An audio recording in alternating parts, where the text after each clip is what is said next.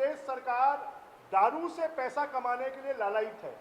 पूरे प्रदेश में सभी शहरों में 144 धारा लगी हुई है। शराब की दुकानों के सामने हजारों की भीड़ लगना, इसके लिए कौन दोषी है?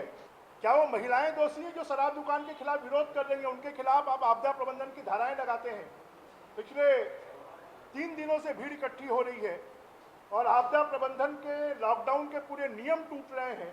पार्टी ने ये वादा किया था कि हमारी सरकार आ गई तो हम शराबबंदी करेंगे। ये लॉकडाउन का इससे अच्छा समय और कोई दूसरा नहीं हो सकता कि जब 45 दिन तक लोग बिना शराब के रहे हैं तो आने वाले समय पर भी बिना शराब के रह सकते हैं। और शराबबंदी का इससे अच्छा समय और कोई दूसरा नहीं हो सकता। इसलिए शराबबंदी तुरंत करनी चाहिए। कवर्धा में क्वारंटाइन सेंटर जो है वो कोरोना के बढ़ाने के केंद्र बन रहा है, जबकि क्वारंटाइन सेंटर तो कोरोना को रोकने के केंद्र होना चाहिए। क्वारंटाइन सेंटर में रहने वाले मरीज एक एक है, परंतु उनसे संक्रमित होने वाले लोग 6 लोग, 8 लोग, 10 लोग हैं। स्वास्थ्य के मामले में भी मैं लगातार इस बात को बोलता रहा हूं कि कोरोना के इलाज के लिए जो सेंटर बनने चाहिए वो आइसोलेटेड सेंटर बनने चाहिए। अभी तक जिला हॉस्पिटल्स और मेडिकल कॉलेज हॉस्पिटल्स में मास्क, हैंड ग्लोव्स और पीपीई किट आज तक उपलब्ध नहीं करवाए गए, जबकि गंभीर मरीजों को देखने के लिए हर डॉक्टर के पास में पीपीई किट और हैंड ग्लोव्स होने चाहिए।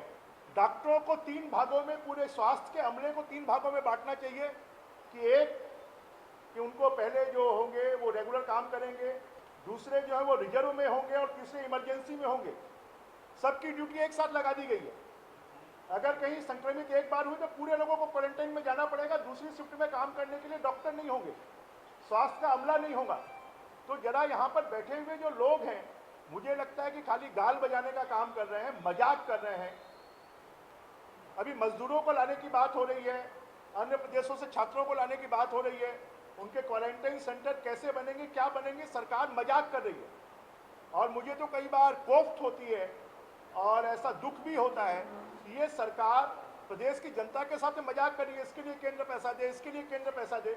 जरा राज्य सरकार बताए कि कोरोना से निपटने के लिए और ये लॉकडाउन में सरकार ने कितना खर्च किया। सरकार के पास में लगभग 800 करोड़ रुपए डीएमएफ फंड के हैं, आपदा राहत मद का पैसा है, मुख्यमंत्री सहायता कोष में पैसा आया है। जरा सरकार बताए पैसे क्यों, ये रेल के खर्च के ऊपर में विवाद हो रहा है। ये तो मजाक हो गया कि जिस चीज में 85% पैसा केंद्र सरकार दे रही है, 15% पैसा राज्य सरकार को देना है। समाचार पत्रों में छपाया जा रहा है कि बच्चों को लाने के लिए इतना पैसा खर्च हुआ, खाने में इतना पैसा खर्च हुआ। वास्तव में मॉनिटरिंग करने वाला कोई नहीं है। राज्य के एक जिले से दूसरे जिले में अगर किसी को जाना है तो उसको परमिशन चाहिए, तो वो घूम रहा है। जिनके नंबर दिए गए हैं वो कोई फोन नहीं उठा रहा है। ई एप्लीकेशन देने तो ये एप्लीकेशन को कोई ध्यान देने वाला नहीं है। दूसरे राज्यों में लोग हमारे राज्य में यहाँ पर रह रहे हैं, वो दूसरे राज्यों के लोग फंसे हुए, उनको जाना है, उनको परमिशन चाहिए, उनको परमिशन नहीं मिल रही है। जरा राज्य सरकार बताए कि पूरे प्रदेश में कितने लोगों ने परमिशन मांगा है और कितने लोगों को परमिशन दिया गया है। इंटर डिस्ट्रिक्ट परमिशन कितने लोगों को दिया गया है। राज्य से बाहर जाने वालों को परमिशन देने में कोई तकलीफ नहीं होनी चाहिए। तो पूरी तरह ऐसा लगता है कि सरकार की व्यवस्था पूरी तरह चरमराई हुई है। सरकार बिल्कुल भी गंभीर नहीं है और आने वाले समय में प्रदेश के लिए और बड़ा खतरा पैदा हो सकता है। और सरकार को इस मामले में गंभीरता के साथ में हर राज्यों के लिए अलग अलग अधिकारी नियुक्त कर कर, हर जिले के लिए अलग अलग अधिकारी नियुक्त कर कर और उसके ऊपर में कार्रवाई करना चाहिए। प्रदेश के किसानों का बोनस का पैसा बचा हुआ है। राज्य सरकार ने घोषणा कर दी, मार्च में 5000 करोड़ रुपए बजट में प्रोविजन किया गया कि हम इसको पैसा अप्रैल में दे देंगे। अप्रैल में घोषणा की गई कि 3 मई से दे देंगे। अभी तक कोई पता ठिकाना नहीं है। आज प्रदेश के किसानों के पास भी आर्थिक स्थिति अच्छी नहीं है। उनका धान, गर्मी का धान जो रेट पर बिकना चाहिए नहीं बिक रहा है। आज उनको पैसे की जरूरत है, चाहे उनको किस्तों में दे, पर उनको पैसा देना प्रारंभ तो करना चाहिए। परंतु राज्य सरकार अपने कोई भी फर्ज को निभा नहीं रही है। सिर्फ वो समाचार पत्रों में समाचारों के माध्यम से वाही लूटने की कोशिश कर रही है। हम चाहेंगे कि राज्य सरकार गंभीरता के साथ में इस राज्य की सुरक्षा के लिए, ये तो हम ऊपर वाले को धन्यवाद देना चाहेंगे, इस बात पर हम संतोष करना चाहेंगे कि छत्तीसगढ़ राज्य में कोरोना ज़्यादा फैला नहीं है और उसके कारण हम आज सुरक्षित हैं। परंतु सरकार के कारण हम सुरक्षित नहीं हैं। सरकार को जिस गंभीरता से करना चाहिए उस गंभीरता से सरकार काम नहीं कर रही है। सरकार गंभीरता से काम करे और हम मांग करेंगे कि जो कांग्रेस की पार्टी ने वादा किया था कि छत्तीसगढ़ राज्य में उनकी सरकार आएगी तो शराब दुकानों को बंद किया जाएगा।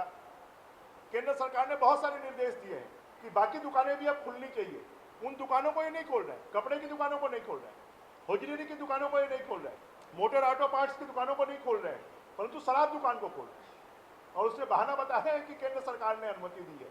तो केंद्र सरकार ने तो और भी बहुत सारी अनुमति दी है, उनको आप खोलने का क्यों परमिशन नहीं दे रहे? उनको भी परमिशन मिलना चाहिए। सरकार की कोई सोच नहीं है। इसको वो 3 भागों में, 3 जोन में बांट सकती है कि ये व्यवसाय सुबह 8 से 12 बजे तक खुलेंगे, ये व्यवसाय 12 से 4 बजे तक खुलेंगे, ये व्यवसाय 4 से 8 बजे तक खुलेंगे। भीड़ को कम किया जा सकता है। जो विकेंद्रीकृत जितनी हमारी व्यवस्था है, जितने बाजार हैं, उनको बंद करवा के 4 जगह बाजार को इकट्ठा कर दिया गया जहां पर भीड़ इकट्ठी हो जाए। तो किसी भी प्रकार से लॉकडाउन का पालन नहीं हो रहा है, जो फिजिकल डिस्टेंसिंग का पालन होना चाहिए वो पालन नहीं हो रहा है। प्रदेश के लोगों को मास्क उपलब्ध करवाने के लिए, फेस मास्क उपलब्ध करवाने के जो व्यवस्था होनी चाहिए वो नहीं हो रही है।